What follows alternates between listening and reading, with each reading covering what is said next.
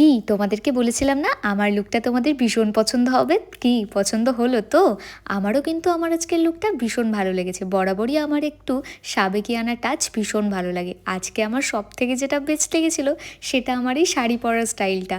আমি না এরকমভাবে শাড়ি পরতে ভীষণ পছন্দ করি। আগেকার দিনে মা ঠাকুমারা এরকমভাবে শাড়ি পরতো, বাট আমি না নিজে অত ভালো শাড়ি পরতে পারি না। কেউ পরিয়ে দিলে আমি আবার সেটাকে বেশ সুন্দর করে সামলাতে পারি। আজকে আমার শাড়িটা এত পছন্দ হয়েছিল, লাস্টে আমি আমার যে ডিজাইনার ছিল তাকে বলেই ফেললাম যে এই শাড়িটা আমি আর দেবো না। বাট কিছু তো করার নেই, শ্যুট তো এখন করতে হবে, চলো আগে শ্যুটটা করা যাক। শাড়ি দেবো কি দেবো না সেটা না হয় পরে ভাবা যাবে। এটা হচ্ছে আমার shoot লোকেশনের set up.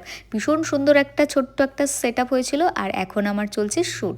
Behind the shoot কী কী হয় সেটা তো তোমরা জানোই, আমি তোমাদের সাথে সেপারেট একটা ভিডিওতে শেয়ার করেই দিই। আজকে শ্যুটটা যারা করছিল তাদের সাথে আমারই প্রথম কাজ, কিন্তু সেটা কিন্তু মনেই হচ্ছিল না।